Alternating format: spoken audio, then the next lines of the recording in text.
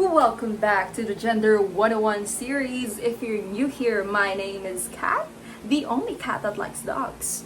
I have 5 dogs. Hang tight, my babies, because we're gonna talk about gender inequality and the underrepresentation of women in patriarchal society, specifically in the health and wellness sector.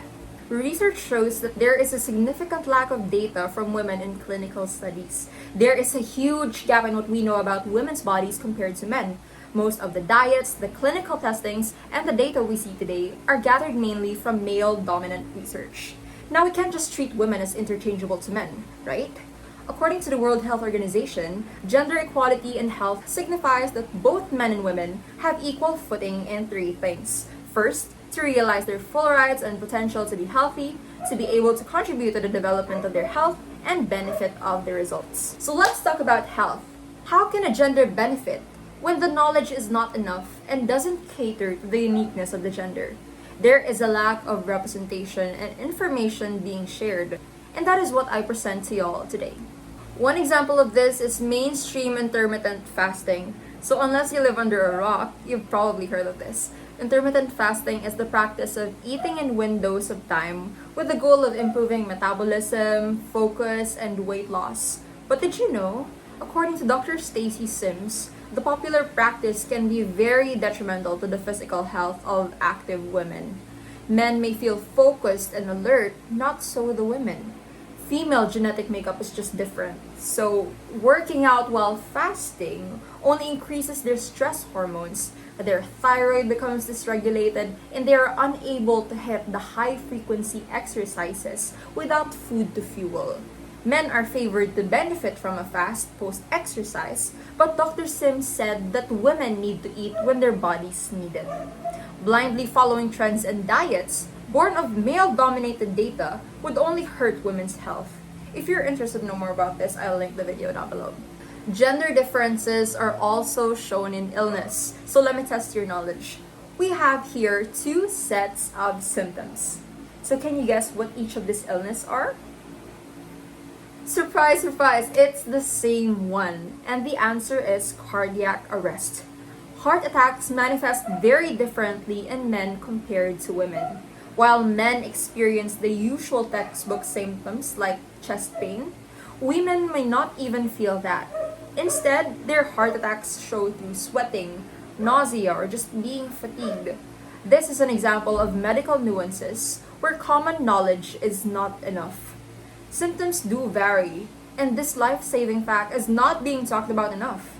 I reached out to Miss Michelle, a mild stroke survivor, to talk about her experience. Ano po ba yung na-experience nyo nung na-stroke kayo? Yung ribong kampayo na di ko maintindihan, nagkaroon masuka, nagkaroon napapaha, na naguguto pala, mild stroke na siya. Pumunta ako sa ophthalmologist kasi akala ko sa mata. Akala daw Bell's palsy. Nirecommend pa rin ako sa cardiologist. Nagpa-CT scan ako. Found out na mild stroke na pala ako. Parang naramdaman ko iba, na para ka napapaha, na masakit ang ulo, hindi maintindihan. Before ba po nito, aware na ba kayo kung ano yung mga symptoms ng heart attack na iba yung babae sa lalaki? Hindi. Wala ko. Ano po yung dati yung alam na symptoms lang ng heart Wala. attack? Ang alam ko lang pag sa ano, kumakabog ko. Makabog, yung chest pain. Pero hindi kayo ng chest wala akong pain? chest pain. Hindi ko kinonsider yun. Kasi alam ko pag heart attack, akala ko high blood lang. Iba kasi pala yung babae. Cardiovascular disease is the #1 cause of death in women in the US and the Philippines. But only a third of the participants in the treatment trials are women. Yes, men are more susceptible to heart disease, but women have a higher mortality and worse prognosis after acute heart attacks. Being unable to know if you are having a heart attack just because you don't know what it feels like makes it very dangerous for women. Gender-related variables are yet to be found for most illnesses. Proper funding and the distribution of info by the government is crucial so more people can access treatment on the dot.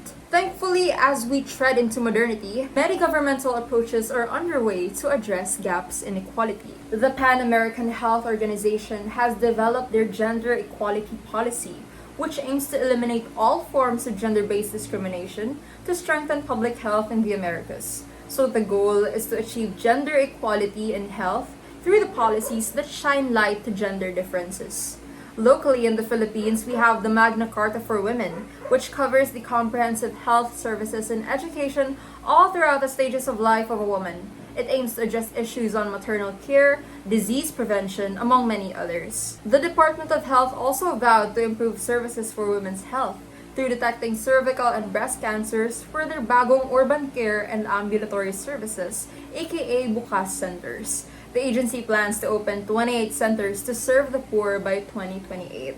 So progress is underway, slowly but surely. By investing in women's health, we not only improve their lives but also create a healthier and stronger society for all. After all, healthy women are better equipped to contribute to their families, to their workplaces, and their communities. With the help of raising awareness through engaging in conversation, we can help spur gender equity in the health field and beyond. Knowledge truly is power, and gender diversity is a beautiful thing. Men and women have different needs, and we need the strengths of both to create a world that is welcoming for both. This road of enrichment can only lead to equality, and if we keep pursuing, equality will be much, much closer than we anticipate. Thanks for watching. God bless.